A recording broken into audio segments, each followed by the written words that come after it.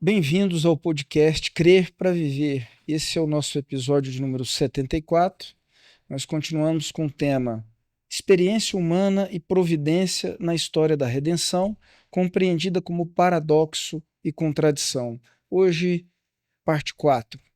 Esse é um podcast cristão. O nosso objetivo aqui é falar a partir da fé cristã para o nosso mundo atual, para questões fundamentais da fé, mas sem desconsiderar o tempo que a gente vive e as experiências vividas pelas pessoas nesse mundo atual. Agora a gente está numa sequência em que a gente está tratando especificamente desses dois temas conectados, experiência humana e providência. Quem quiser voltar nos 3 episódios anteriores seria muito interessante para conseguir captar a, a ideia. Antes de apresentar a nossa mesa para os que estão chegando agora, eu também quero pedir para você curtir o vídeo, porque isso ajuda a gente a levar essas reflexões para mais pessoas, compartilhar, comentar com as pessoas, e se não está inscrito ainda, se inscrever no canal, se você quer receber notificações sempre que tiver algum conteúdo novo, sejam os cortes que são diários, que a gente coloca lá, sejam os episódios que normalmente são episódios semanais, tirando períodos de férias, né, de intervalos. É, eu também quero dizer que esse podcast ele não tem uma finalidade lucrativa, ninguém nunca expressou e nem tem como planejamento tirar qualquer renda disso aqui, mas a gente tem uma necessidade de manter, isso aqui tem um custo, então se você quer ajudar apoiando a gente financeiramente, o Pix do podcast é o nosso e-mail, podcastcrerpraviver@gmail.com. A gente não especifica quantia, a gente não faz nada além de deixar com a sua consciência e o seu desejo de contribuir caso você queira.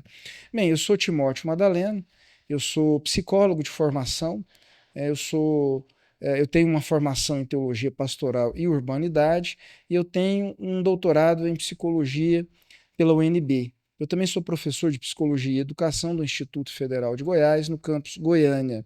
O professor Cláudio Ivan de Oliveira também é psicólogo, ele é doutor em Psicologia pela UNB, ele tem uma formação em Teologia Pastoral e Urbanidade e uma formação em Teoria Social.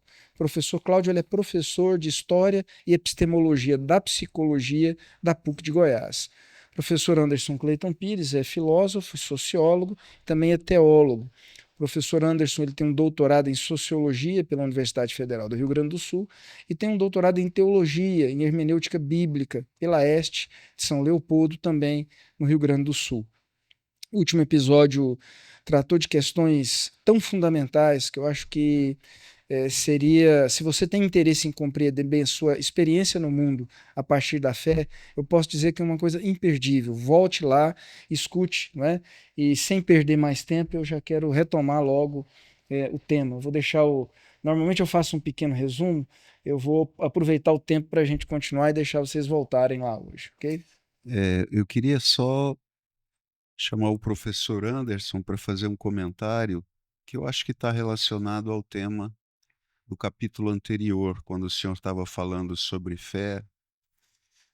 Dentro da própria igreja evangélica do protestantismo brasileiro, eu me lembro que a década de 70, 80, não é?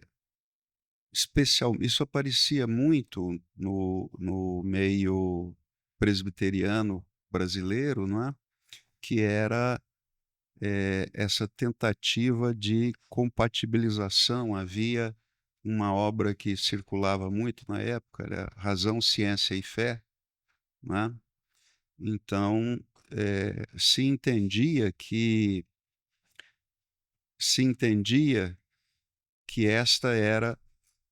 eh, esse era um desenvolvimento maduro na educação dos cristãos que iria prevenir o colapso da fé quando eles entrassem no mundo universitário, não é? Outro teórico que também, especialmente no mundo presbiteriano, chamou muito a atenção foi o Francis Schaeffer.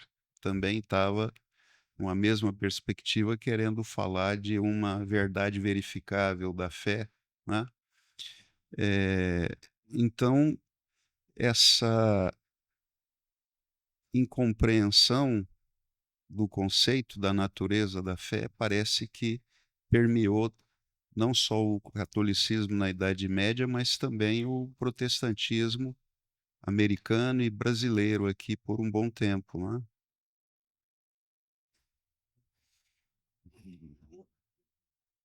É,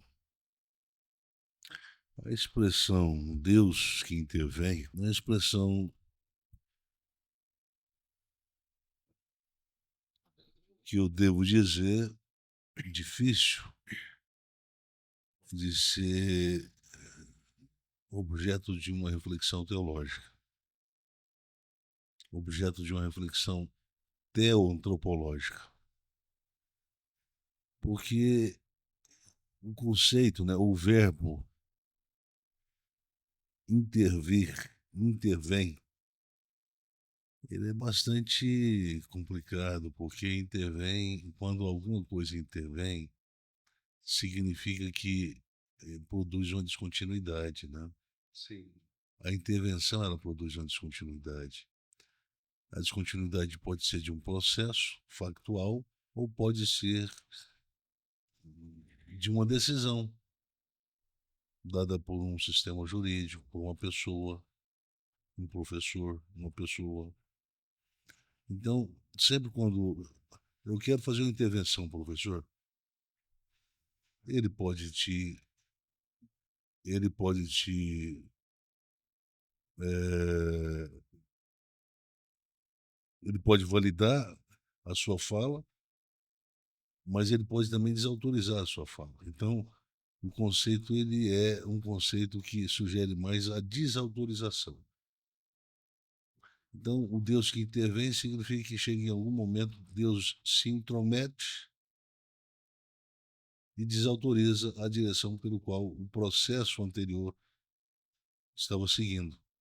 E é nesse ponto, imagino que o senhor vai introduzir também a discussão sobre a relação entre soberania e liberdade. É, O exatamente. conceito de intervenção, Deus que intervém é uma obra, talvez a mais famosa obra do Francis Schaeffer, né? E eu acho que é fácil para ele falar sobre ele, né, professor? Porque ele é um calvinista, né? Sim, soberania, né? É. Então, aí fica fácil, né? Quem nunca quis pensar seriamente a antropologia da liberdade, Uhum. aí fica fácil falar sobre a teologia da soberania, né? E não é fácil. Eu nunca vi nenhum calvinista escrever coisa boa sobre liberdade. Nunca.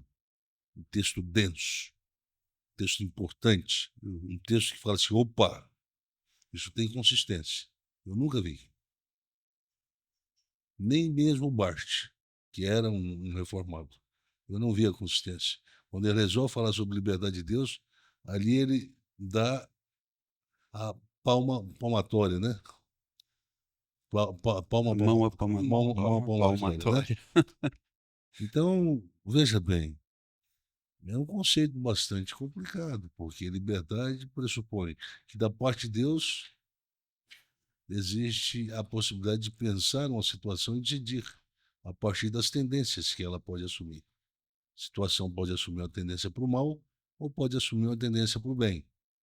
Portanto, eu vou interferir para que ela assuma a tendência para o bem. Bem, se ela vai assumir a tendência para o bem depende da minha intervenção, então o que eu fiz com a liberdade aí? A liberdade humana. E por que que a intervenção não aconteceu lá no primeiro momento da queda? Por que teve que a queda teve que acontecer? Pois é. Então, nós estamos colocando aí problemas para a teologia da soberania. O que é a soberania? Pode nos ajudar, professor Timóteo, com uma definição popular de soberania? Alguém cuja as decisões não podem ser questionadas. Um modo de operar, né? Um modo de Uhum. operar que pressupõe um governo, É. a característica de um governo. Eu posso ter uma atitude diante disso dizendo, bem, ele é soberano, então eu não preciso questionar porque eu confio. mas eu também posso ter uma atitude diferente dessa. Via de regra, poderes que assumem essas características são poderes ditatoriais. Então, são poderes que não se permitem explicar as razões pelas quais agem dessa ou daquela forma. Quem, pois, compreendeu a mente do Senhor? Quem primeiro lhe deu um conselho? Diz o apóstolo Paulo. Isso é um problema. Mas não que Deus, com isso, está sendo levado ao status de um tirano, porque Deus está sempre em silêncio na construção escatológica da história humana. Ele sempre está em silêncio. E a liberdade foi readmitida no Novo Testamento. Se nós temos uma liberdade potencialmente imperfeita antes da queda, e se alguém diz que o homem tinha liberdade antes da queda porque ele era perfeito, então nós temos um conflito de conceito, uma divergência de conceitos. Porque se a liberdade existia enquanto o homem era perfeito, ora, a liberdade então está sendo afirmada como um componente que tira a perfeição potencial do ser humano. Então a liberdade veio para sangrar. Mas como é que a gente vai entender que a liberdade é o destino e status a partir um destino e status ao mesmo tempo, em que o Cristo nos coloca depois do seu resgate, da sua redenção. E se há liberdade, então não há tirania, certo? A liberdade é, primeiro,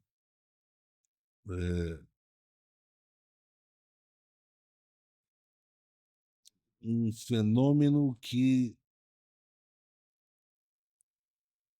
pressupõe ato de ponderação por parte de quem tem que fazer a escolha entre o bem e o mal. Isso, liberdade. Se aplicada a Deus, é complicado. O que dizia a liberdade de Deus significa que Deus também é suscetível a essa ambivalência. Ele tá inserido dentro desse jogo, desse mesmo jogo antropológico.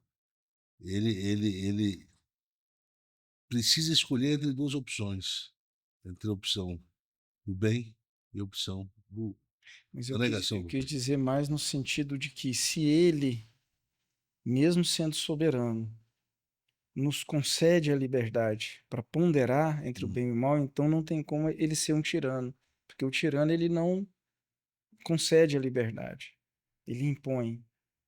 Sim, bem, nem sempre.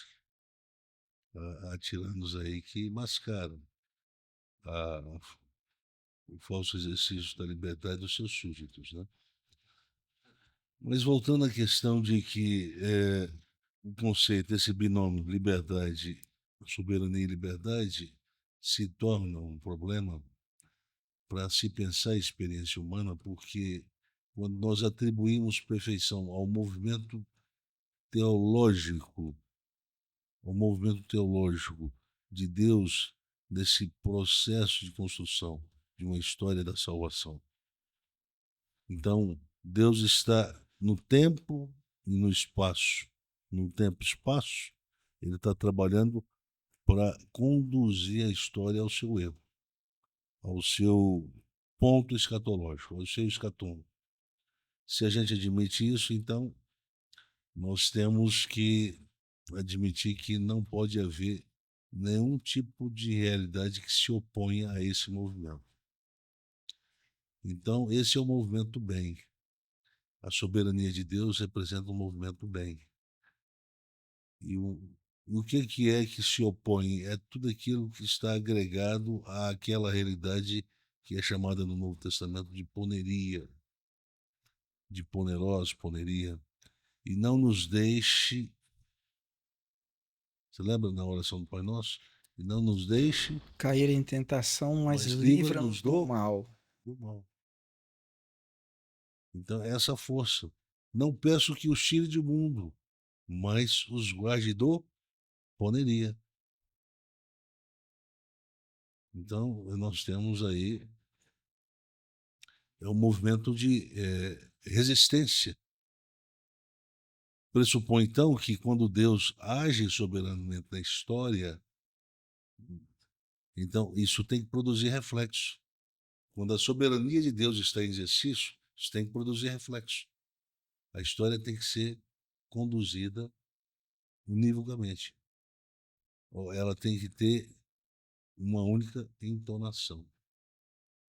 Ela tem que ter um único movimento. O SIC, mas não pode haver o não. É o sim, sim. Não pode haver o sim, não. Porque o sim, não pressupõe a resistência que não pode existir quando Deus opera soberanamente na história. E isso é um problema para a história do drama, a história humana, que é, na verdade, a história do drama humano. Porque quando a presença do não ela se manifesta, ela se historiciza, a pergunta que nasce dessa experiência é exatamente a que coloca em xeque a soberania de Deus, a capacidade de Deus administrar a história sem sofrer prejuízos nesse ato de administração. Então, eu sempre falo desse exemplo, né? Eu acho que é sempre bom a gente falar dele. Eu assisti um filme muitos anos atrás, é um filme muito legal, brasileiro. Filme brasileiro. Esses filminhos assim que você assiste. Na época tinha, acho que era na Band, não sei se foi na Band, ou se foi no outro canal que passava filme brasileiro. E o cara era um cineasta. Aí ele tá escrevendo um livro e ele consegue, então, depois de muito tempo, terminar o livro. Aí ele sai tão alegre, ele pega os livros, né? Bota assim, segura a papelada toda, naquela época era datilografado, né? E sai para a praia para comemorar o grande feito. Acabei meu livro. Só que ele, lá na praia, ele é surpreendido por um daqueles ventos, né? Fortes, que às vezes produz aquelas ondas, né? Também relativamente altas, né? Na praia. E aquele vento pega ele desprevenido, ele não segura o suficientemente forte o livro, que está ainda em folhas, datilografadas, e se espalha no vento, vai tudo para o mar. Aí na hora que isso acontece, ele fala assim, ele olha para o céu e fala assim, Deus não existe. Deus não existe. Então veja bem, é assim que a compreensão que nós temos de soberania é essa. Deus é soberano. A gente ouve constantemente na novela os 10 Mandamentos. A gente ouve sequencialmente, sempre na boca de um, de outro. Deus está no controle. Na época da nossa crise política aqui, na transição de 2022 para 2023, eu ouvi o tempo todo os líderes evangélicos falarem isso. Deus está no controle. Como se essa afirmação dissesse, olha, nada vai produzir resistência no movimento da providência. Tudo que a gente quiser vai acontecer.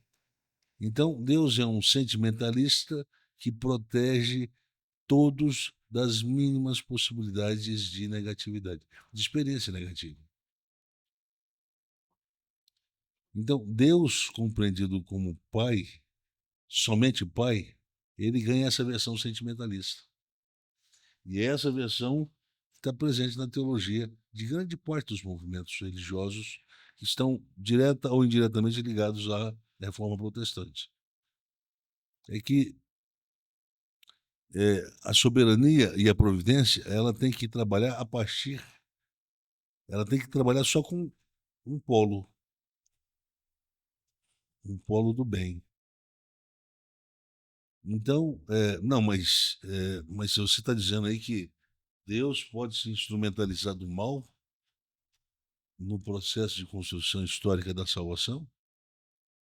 Alguém pode perguntar isso para tentar me dar um checkmate, né? A resposta eu poderia complicar, mas eu não vou complicar, não. Eu vou dizer o seguinte: como é que Deus coloca um fim no fim da história? Através da morte dramática de Jesus de Nazaré, o chamado, o ungido, o crucificado que veio para renovar a esperança através daquele desfecho que era dramático para a mãe dele, que era dramático para o irmão dele, que era dramático para a amiga dele, que estava presente, que era dramático para os discípulos dele, os 12 e os demais. Talvez a experiência do Getsemane também mostre que tinha uma dramaticidade para ele Sim, mesmo. mas o mais dramático para ele também. Mas o problema é que a morte é uma coisa que não tem como corrigir. É como acontece na vida do Lázaro. E as irmãs vêm cobrar, mas agora já é tarde. Já tem 4 dias que a morte passou por aqui. Agora não tem mais como expulsar ela daqui. A negatividade estabeleceu o seu reino nessa família. Aí Jesus diz: não, mas ele está só dormindo. Sabe que papo é esse? Só está dormindo? Ah, é? Ele está só dormindo. Então vai lá acordar ele. Mas Jesus, está tudo bem. Enxuga a lágrima. E vai lá e fala assim: Lázaro, vem para fora.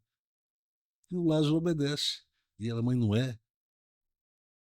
Esse mãe não é de nordestino, né? Mas, bom, veja bem, ele permitiu, ele deu concessão. O processo de morte estava acontecendo e ele estava ausente. A expressão "por que me abandonaste" refere-se à experiência do desamparo que o Cristo sente no momento que ele está se entregando por aqueles que o rejeitou. Pai, perdoa-lhes, porque eles não sabem o que fazem. Está entregando por aqueles que o rejeitaram, estava rejeitado, por aqueles que havia rejeitado ele. Vou construir melhor a expressão. Né? Então, veja bem, isso tudo é muito complicado, porque a nossa natureza é uma natureza proedônica, por isso é complicado caminhar ao lado de um Deus que é misterioso. E o Lutero tinha medo de falar desse Deus misterioso. Por quê? Porque a gente tem medo. No mundo da praga e da peste, nós não temos garantias que seremos imunizados. Mas Deus não está presente nesse mundo? Não sei. Se tiver, ele não consegue controlar o processo. Porque o que a experiência tem dito é o seguinte: Deus não pode ser totalmente bom, porque o mal está presente em tudo. Ele não pode ser contido, integralmente, plenamente contido. Portanto, parece que alguns conseguem a proteção e outros são desamparados. Esse problema aparece na obra do Jung, A Resposta a Jó, quando ele faz aquela afirmação ousada acerca da ambivalência de Deus, né? Ele se aproxima de Jó, mas ele quer salvar e matar. Essa foi a interpretação junguiana para esse problema. O problema é que se a gente compra essa interpretação do Jung, de que em Deus há duas disposições, então significa que ele controla a história com essa mesma disposição. Essa disposição de preservar a humanidade do sofrimento e, ao mesmo tempo, conduzir a humanidade para o sofrimento. Se a hipótese está correta, então nós temos uma história ou um processo histórico que é pendular. Essa expressão pendular é uma expressão significativa, porque pendular é aquilo que oscila para polos contrários. Se é pendular, significa que, ora, Deus vai se revelar como bondade. E aí a gente canta. Isso virou cântico nas igrejas, até recentemente. Deus é bom o tempo todo. O tempo todo Deus é bom. Até pouco tempo não, é bem atual. Não, mas ela começou, o ápice dela já tem uns 3, 4 anos. Uhum. Uns 3 anos. 2, 3 anos. Olha, e se Deus resolve dizer, olha, agora eu não quero ser bom? Como os calvinistas fazem interpretação lá de Deus, aprove Deus ter misericórdia de quem ele quis, mas de não ter misericórdia com quem ele quis também. Ou seja, de vez em quando Deus acorda meio mal-humorado e resolve usar de misericórdia com uma parte da criação e com a outra exatamente o oposto.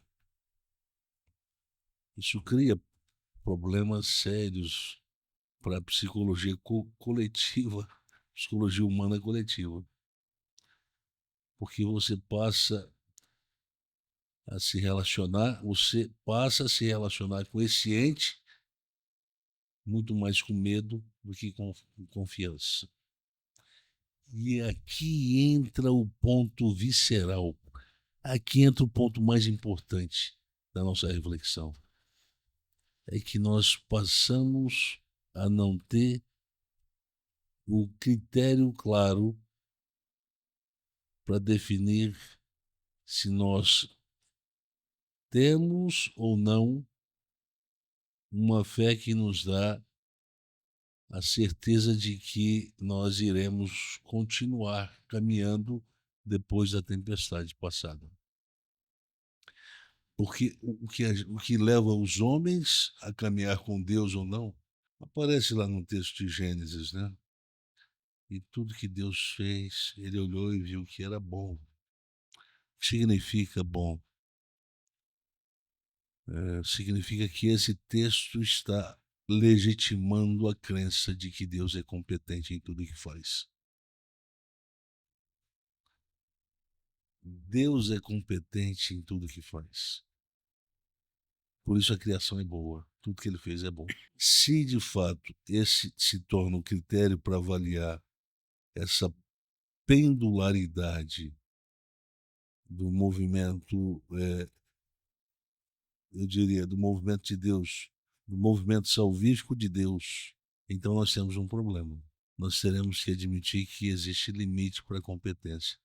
Analisando a possibilidade de que nem todos são preservados do sofrimento, eu sou levado, desculpa o uso da mesma palavra, eu sou levado a acreditar que Deus favorece em outros não. Com a bondade. Ele não favorece todos. Ele não é competente para caminhar ou para administrar todo o processo complexo da construção histórica da salvação. Num ponto é perfeito. Ele guarda, ele preserva. Num outro, ele omite. Ele se silencia. No polo do psique, há o glamour, a exaltação, a euforia do Deus seja louvado, quando ele corta um mar para o seu povo passar. Mas no outro, o seu silêncio representa o desamparo.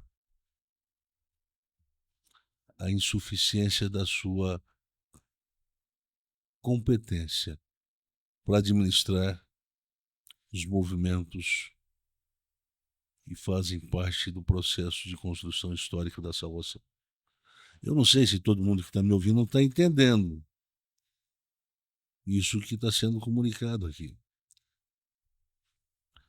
Mas eu acho que, para quem estuda Bíblia, aqueles biblistas que costumam dizer que estuda Bíblia, os humanistas, sobretudo, né?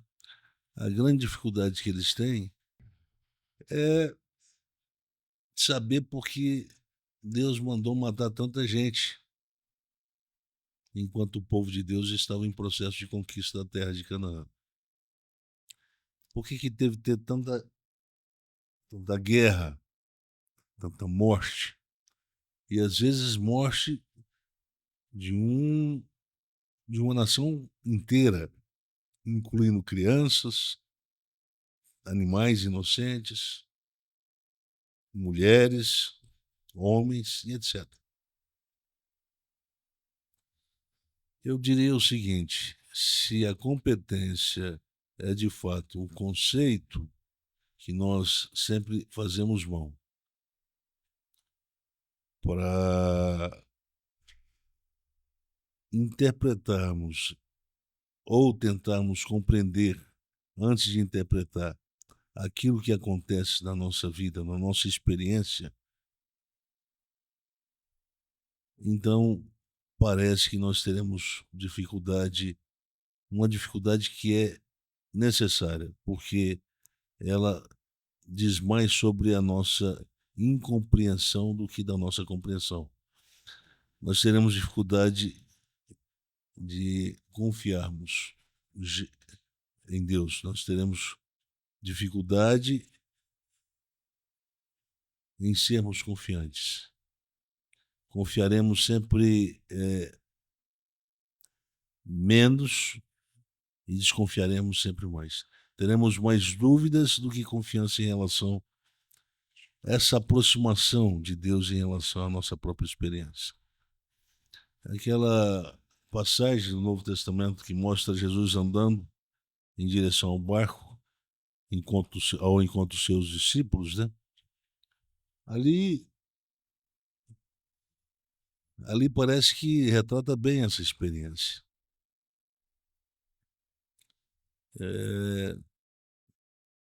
Como na história humana, nós temos a presença pendular do SIC, do ECNON, portanto, nós temos um sim ou um não, como eu diria, bisturis cirúrgicos da parte da providência para produzir certas cirurgias na história humana. Então, o que a gente tem que entender aqui é que quando a gente ganha e conquista o que a gente quer, nós afirmamos a competência suficiente da parte da providência. Quando isso não ocorre, nós relativizamos a competência. E quando nós relativizamos a competência, nós criamos uma doença na nossa fé, que é a desconfiança neurótica. E a gente passa a ver Deus muito mais como um opositor do que como um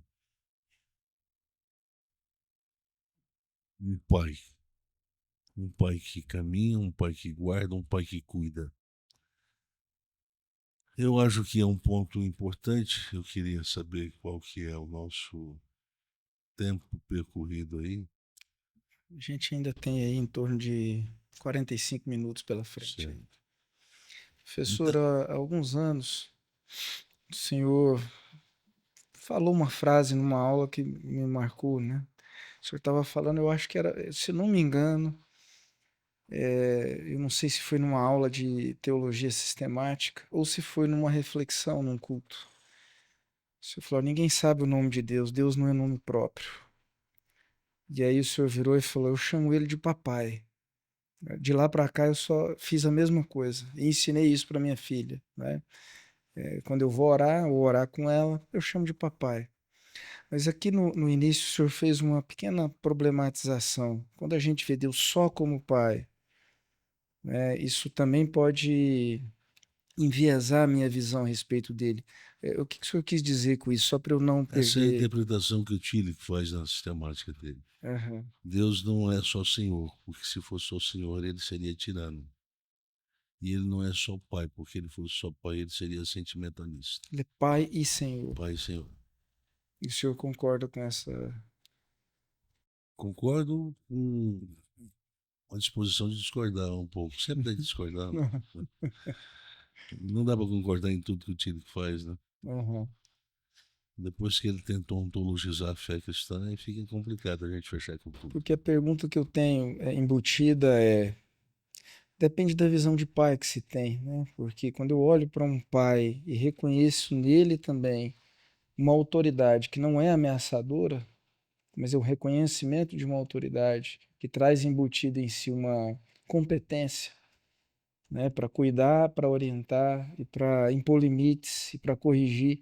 Então tá tudo junto no pai. O problema é que o conceito de perfeição, como foi apresentado e reivindicado na prática da experiência humana no Ocidente, tornou o conceito de competência um conceito pouco aplicável. Humanamente falando, não existe ninguém que a gente possa confiar. E aí se criaram aquela expressão, mas eu sou humano, esperar do ser humano. Né? O senhor falou disso já. E assim, então, Uhum. veja bem, competência, perfeição. Competência, perfeição. O ser humano é imperfeito? É. Então você confia no ser humano? Não. Por quê? Porque ele não é competente para finalizar um movimento que começou.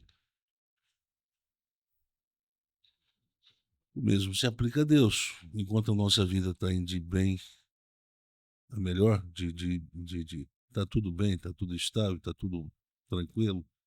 Então a gente diz, olha, Deus é bom, Deus é bom. Eu estou escrevendo, daqui a pouco eu chego ao final do livro.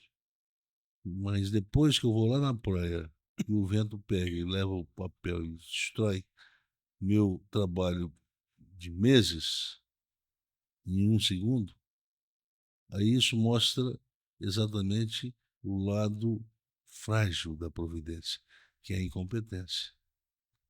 E você caminhando na vida sob a ameaça de ter que perceber essa pendularidade como sendo um fenômeno indissociável do processo histórico, portanto, se quer que não está presente no trabalho que a Providência diz, realiza, é assim que o Tillich compreende. Por isso ele usa criatividade diretiva, conceito, tirando da filosofia do Hegel, da dialética, concepção dialética de história. Então, o que significa a razão universal? Significa o governo de um Deus que constrói a história a partir da sua pendularidade. Para Deus, o sofrimento humano não toca diretamente. O prejuízo, o sofrimento é humano, não é divino. E quem sofre no processo é que constrói de forma sutil. Deixa permitir a construção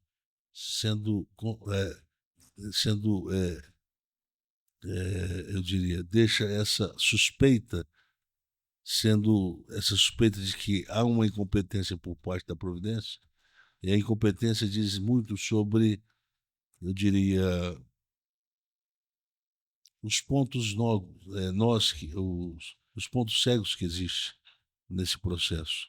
Então, esse processo é um processo da história, né, da construção histórica da salvação, é um processo que ora nós estamos sorrindo e ora nós estamos chorando. Horas a gente é preservado de um acidente e horas a gente acaba cortando os pés numa estrada que a gente não percebeu a presença de certos espinhos. Estranho isso. Por que Deus não me deu sensibilidade? O tempo todo nós estamos querendo que Deus nos permita caminhar na vida sem a presença do negativo. E por Deus não nos poupar do negativo, isso nos leva a acreditar que a gente não é poupado porque Deus não tem suficiente competência para nos tirar de uma história tão ambígua, tão ambivalente. Ele nos permite andar nela por falta de competência, de não nos permitir caminhar sem ela. Nessa história do se quer que não, do sofrimento e o não sofrimento junto. Então, veja bem, a nossa constituição, a nossa natureza, ela é inimiga do sofrimento. Nós temos um corpo que é pró-hedônico. Nós temos uma alma que é pró-hedônica. Por isso que quando nós temos uma experiência ruim, uma experiência com negativo, a gente sofre, a gente chora. Porque é uma resposta racional da nossa natureza hedônica. Não é porque a gente é frágil, não. É porque não há concordância. Não há um reconhecimento da nossa alma, do nosso coração, da nossa mente, de que a gente foi feito para isso, para esse sofrimento. Que não há incompatibilidade entre o sofrimento vivido no processo da história e a nossa natureza, como sujeitos dela. Bem, a gente quer sofrer menos quanto mais a gente amadurece na vida, não é? A gente quer. A gente quer parar de sofrer tanto à medida que a gente amadurece na vida. Essa é uma tendência antropológica se pensar esse processo todo, né? Lata. Eu diria o seguinte: no conceito de competência ou incompetência, nasce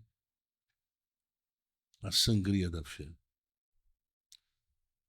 Porque quando nós falamos que a fé ela tanto pode ser uma fé sadia quanto uma fé doente, e a gente falou isso lá atrás, significa que esse conceito de doente está associado ao conceito de desconfiança.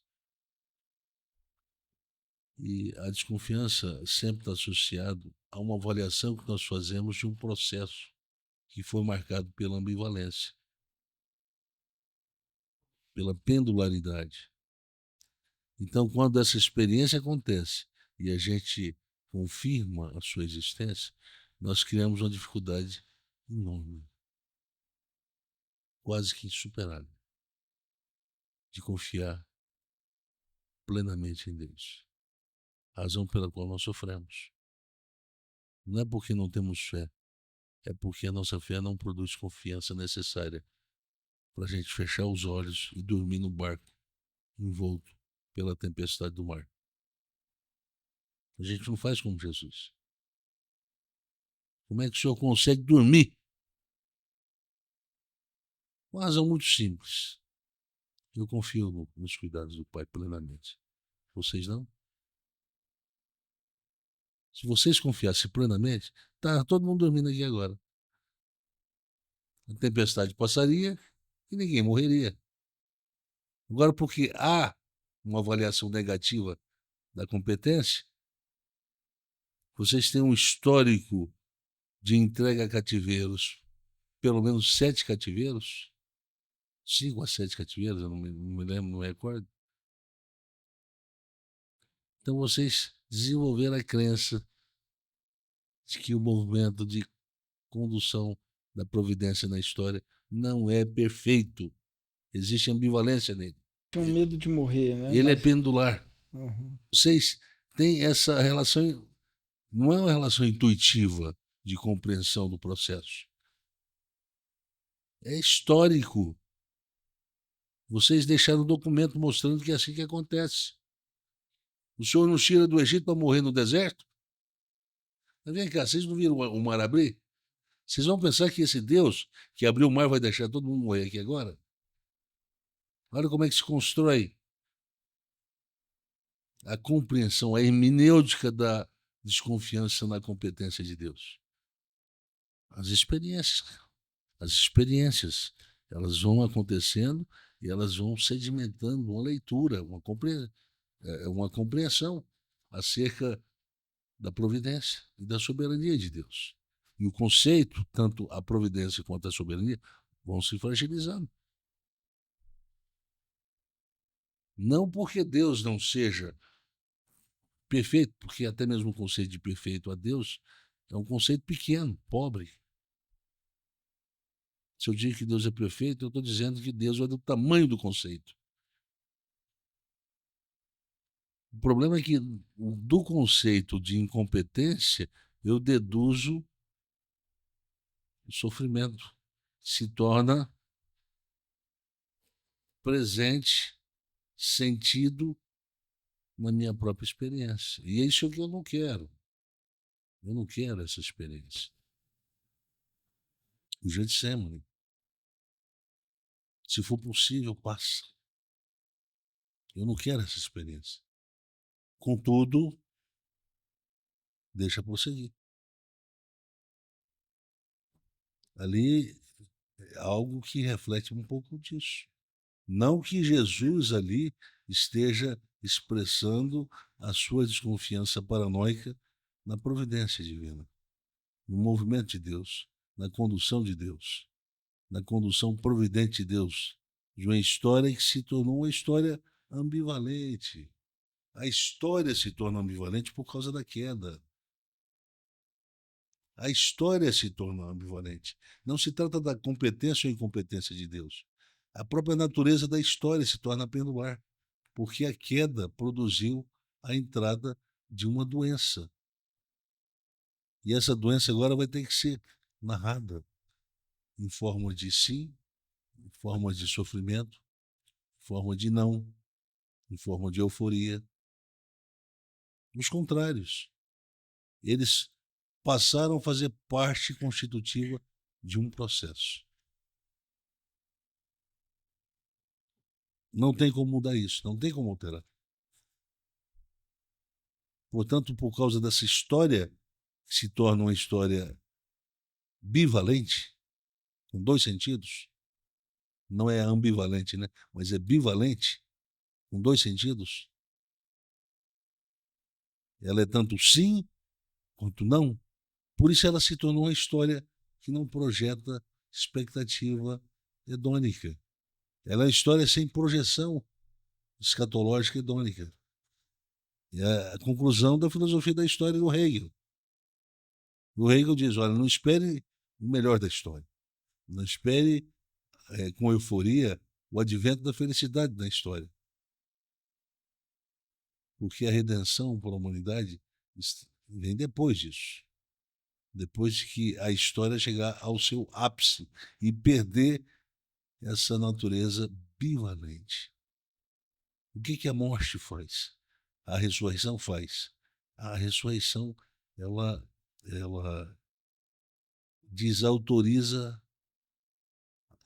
a versão de uma história contada com sentido duplo. Até estava pensando, quando a gente vê o Paulo, porque ali no barco eles estavam com medo de morrer. E o Paulo ressignifica a experiência a expectativa, a maneira de lidar com a morte aqui. Quando ele fala, para mim, o viver é Cristo e o morrer é lucro. Então, esse medo da morte, só que ele já está falando do ponto de vista de quem creu no ressuscitado, né?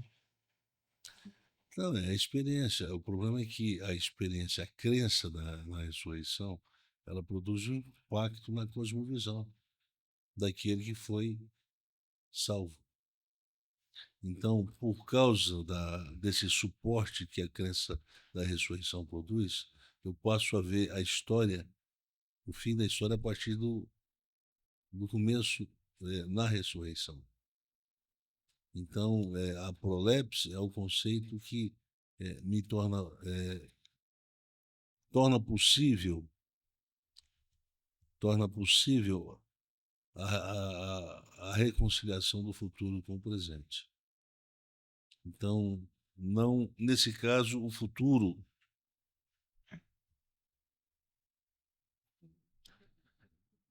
ele não se torna uma ameaça para o presente, e nem pode se tornar, porque ele foi reconciliado.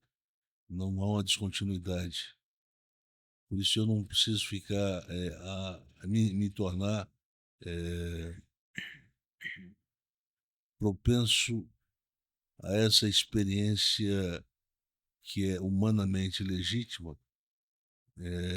de considerar que o futuro pode me trazer mais sofrimento do que o presente.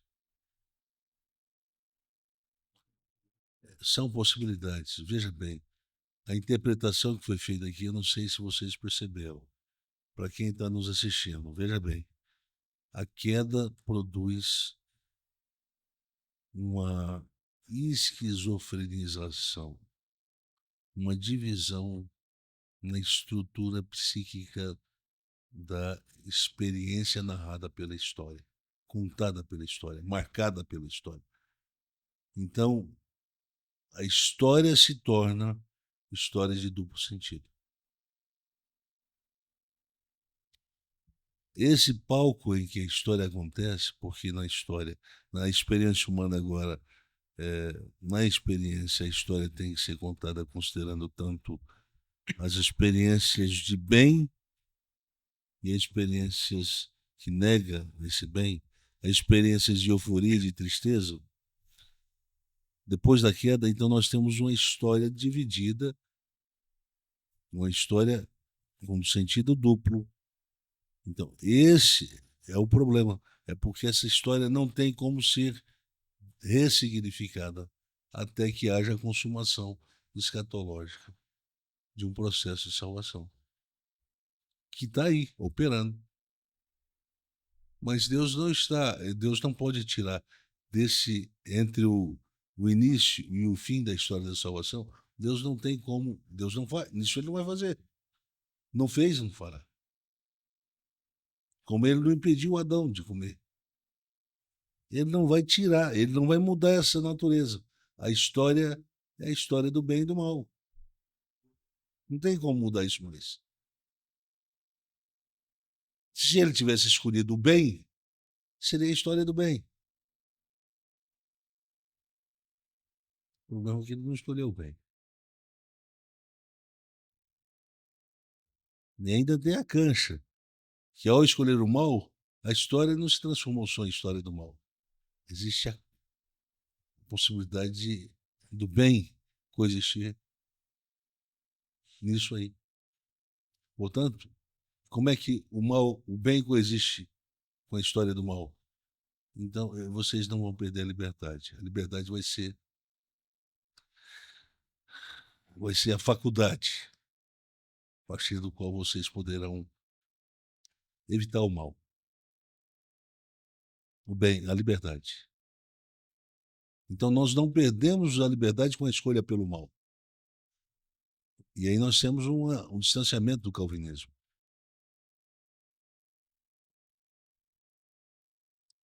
Porque nós não nos tornamos animais que caminhamos por instintos. Nós podemos escolher. Nós podemos fazer a opção pelo bem.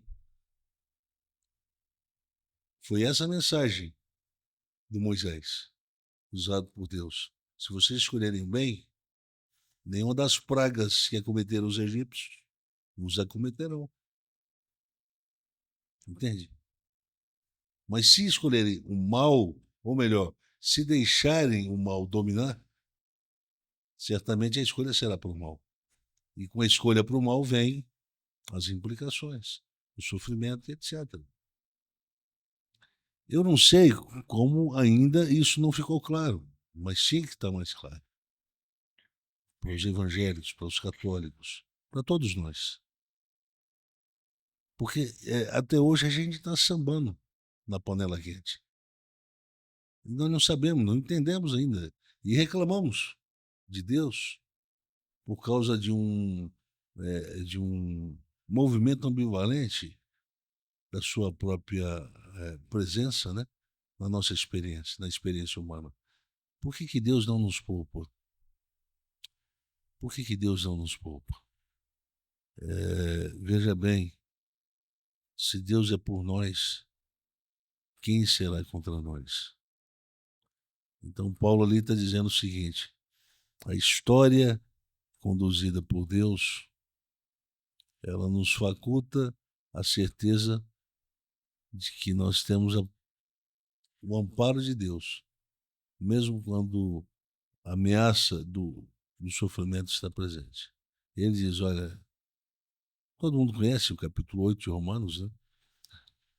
Aí o Paulo diz, olha, eu estou bem certo que nem isso, nem aquilo poderá nos separar desse Deus que, quando ama, ampara. Mas amparar não significa privar. Lembra daquela expressão do Isaías? Quando passares pelo fogo, ele não vai te queimar. Quando desceres ao rio, essas águas não vão te submergir. É um paradoxo. Todo mundo que entra na água é submergido pela água. Todo mundo que quer caminhar e atravessar um fogo vai ser queimado pelo fogo. O paradoxo é Sadraque, Mesaque e Abednego. Que temperatura daquele negócio lá? Por que esses caras não estão brigando lá dentro vivo? Eles não foram poupados, mas não morreram. Estão dançando. O que está acontecendo? Alguém aqui pode me explicar? Aí o Nabucodonosor vendo aquilo falou assim, esse é o único Deus que nós devemos adorar. O que eu estou vendo aqui, nunca nenhum Deus fez. Essa é uma grande descoberta. Uma grande descoberta do Nabucodonosor. O Deus que guarda não é aquele que poupa. Então, guarda essa frase. O Deus que guarda não é aquele que poupa. Não poupou os 3, mas os guardou. Eles foram para dentro. Para ser quem chegou muito menos, não chegou nem a entrar, né?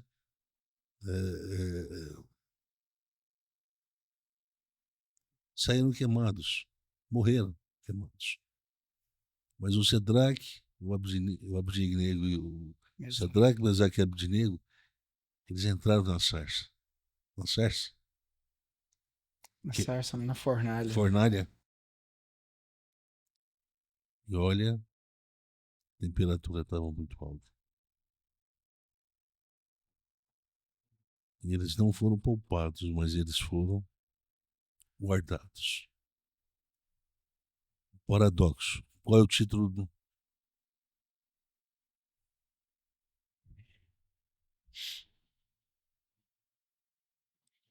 Experiência humana e providência na história da redenção, compreendida como paradoxo e contradição. História da redenção compreendida como paradoxo E contradição. e contradição. Isso é bom deixar claro para o nosso autor, à medida que a gente vai conversando, vai falando, porque eu acho que a fé, da forma como está sendo compreendida hoje no Brasil, pelas igrejas evangélicas como um todo, é uma fé que tende a levar todos para a sepultura. Todos para a sepultura.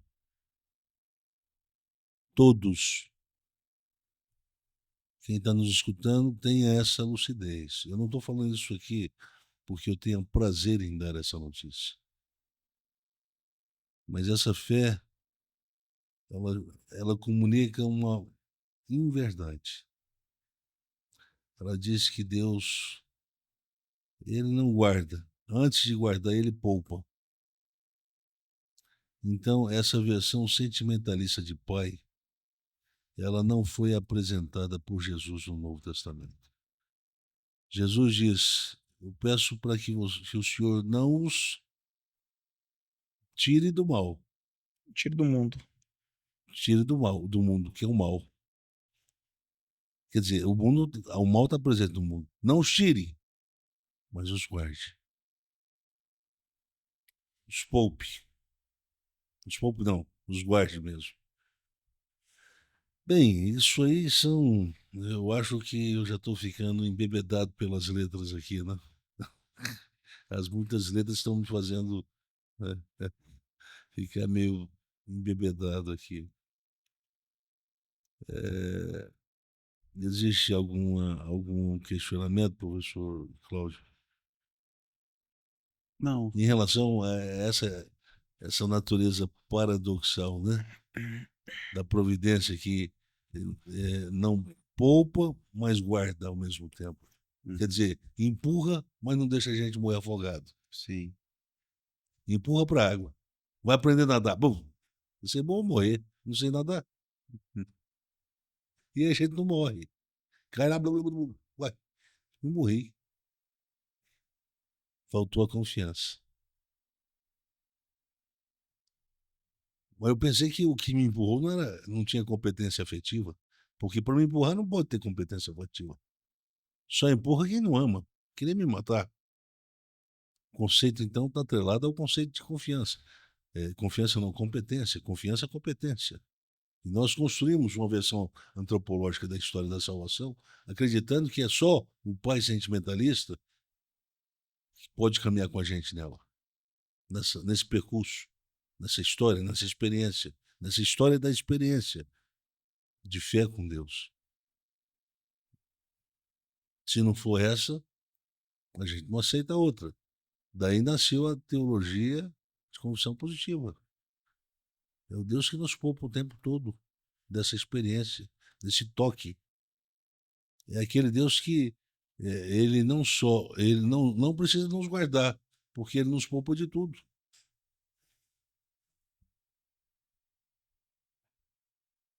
Por isso que as pessoas ficam com um senso de estranheza, dizendo: nossa, a pessoa tão temente a Deus está com câncer. Nossa, um cantor tão abençoado morreu. Não foi essa a notícia que a gente teve lá no Covid? Notícia que está circulando agora que chama a atenção também é a quantidade de. Aí, não conheço, não sei quão cristãos são de fato, mas quantidade de famílias cristãs, inclusive crianças na Nigéria sendo massacradas, né? Morrendo.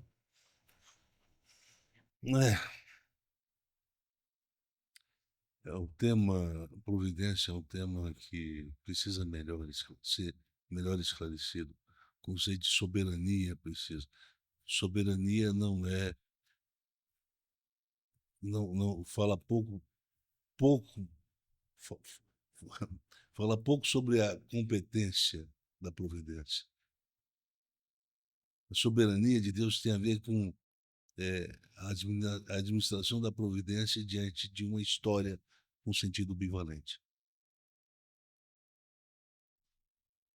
Significa que, apesar da anarquia, do estrago que nós fizemos com o uso da nossa liberdade, a nossa morte não é a promessa para o fim, mas é a vida. Não é a doença, mas é a saúde. Não é a condenação, mas é a redenção. Aí o conceito. Olha aí, uma compreensão interessante que nós perdemos de vista. Sabe aquela coisa, olha, você esqueceu de cuidar bem do seu carro, de repente ele, puf, temperatura vai no vermelho, você fala assim, e aí, quebrou o cabeçote, achou o cabeçote? Tem consciência disso aí? Você vai com pessimismo lá. Mas apesar do seu desdeixo, da sua distração, eu vou conseguir recuperar isso para você. Você pensou que ia perder o cabeçote, mas eu vou ter uma notícia para te dar. Aliás, você não merece essa notícia, mas eu vou te dar. Eu consigo resolver isso aí. Entretanto, a história vai continuar sendo história do bem e do mal. A história é dialética. Portanto, tudo que se manifesta nessa história, tudo que acontece nela, tem esse caráter. Natureza humana, ambivalente. Ainda bem que é ambivalente. Significa que a liberdade não morreu. Não chegou ao caso. Então, às vezes existe o psicopata. Mas existe tanta gente boa, né? Existe gente que mata fácil. E dá pouco valor para a vida do outro. Mas existe pessoas com um coração extraordinário, que faz cada coisa impressionante. É isso aí. Agora vocês vão ter que aprender a fazer a leitura correta dessa história, da experiência humana inserida nela. Porque a experiência vai refletir a natureza da história. Se nós temos um sentido bivalente na história, nós temos uma experiência marcada pela pendularidade. É o toque de 2 pontos. Não tem o que fazer. Vocês vão ter 2 experiências nessa perspectiva. Vocês vão sorrir, vocês vão chorar. Estão preparados para encarar a vida desse jeito? Sem precisar suprimir o nome de Deus e dizer que ele não existe? Então, eu acho que esse episódio de agora, foi uma resposta para o do anterior.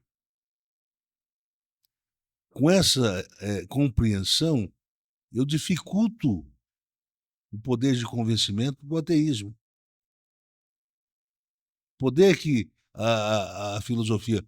O problema do ateísmo é que a filosofia de história que o ateísmo quer construir tem que ser detentor só do bem. Na história construída e compreendida pelo ateu, não pode ter o sofrimento. Ele é dodói demais. Ele é fraquinho demais. É franguinho demais. E não acredita que Deus pode deixá-lo cair no mar, mas poupá-lo da morte, do afogamento.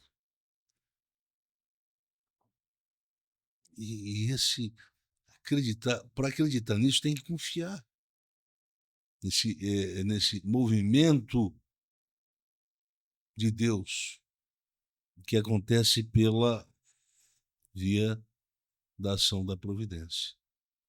Nesse sentido, então, a providência não é compreendida como intervenção. Não é isso que o Tillich disse? Não é compreendido como, mas como criatividade diretiva, que age em e através.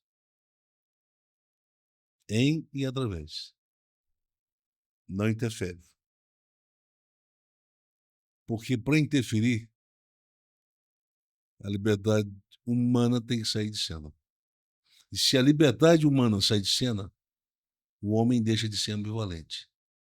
E se o homem deixa de ser ambivalente, a história do humana possa ser história só do mal. Não pode variar para o bem. O homem se torna demônio. O que é o demônio? É a criatura cuja alma não varia, cujo raciocínio, a disposição moral ou não moral,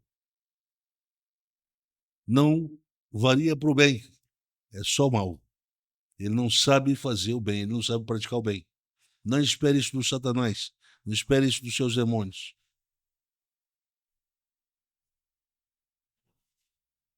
Mas os homens, ainda que sejam maus, diz Jesus, eles podem dar bons presentes para os seus filhos. Uma variação aí, a ambivalência. Mas uma ambivalência protegida dos vícios semânticos da psicanálise. Porque a ambivalência em Freud significa um problema. E a ambivalência da forma como nós estamos apresentando aqui significa a saída do problema. Parte da nossa natureza. Parte necessária. Por isso nós não temos que ter culpa quando nós erramos. Pedagogia do erro. Porque faz parte. A ambivalência faz parte. A gente não precisa adoecer quando a gente erra. Basta a gente admitir que em algum momento a gente vai errar e em algum momento a gente vai acertar. E esse movimento de intercâmbio entre o erro e o acerto é que vai construir a nossa identidade como humanos, pessoas humanas, que caminham na história, mesmo quando, na nossa experiência, a gente seja convidado a entrar dentro da Sadraque, Mesaque e Abednego, Fornalha. da fornalha. Se vão para a fornalha. Agora ferrou. Olha aí, ó. Olha como é que Deus abandona a gente. Os discípulos no barco, Jesus dormindo. Olha aí, ó. Fomos abandonados por ele, ó. Nós aqui passando esse medo de morte, o Senhor dormindo. Vocês não aprenderam a confiar em Deus? Vocês sempre estão confiando, desconfiando de Deus? Né? Lembra um pouquinho aquele personagem lá da... foi sem querer querendo. Chaves. É confiando, desconfiando. Então, eu penso que é um tema intrigante, esse que a gente está falando. Eu acho que quem está nos ouvindo deve estar pensando, ai, meu Deus, será que a gente vai sobreviver a esse tema? E aos episódios que estão para vir, né? Eu penso que sim. Eu penso que a gente tem que falar sobre esse tema, porque esse tema está matando a fé de milhões, de milhares. Nós precisamos entender o que significa viver na fé, para a fé cristã, segundo a fé cristã. E é por isso que eu resolvi, então, trazer esse tema para o nosso podcast. Eu quero falar sobre o tema na perspectiva de uma psicoantropologia.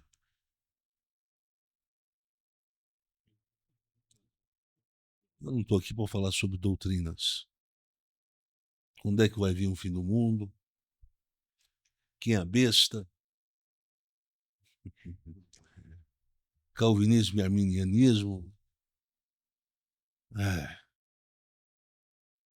Esses temas deviam ter saído da memória da humanidade há 5 séculos atrás. Até hoje os caras estão falando sobre isso. Isso é um tipo de inteligência medíocre. Inteligência imbecil.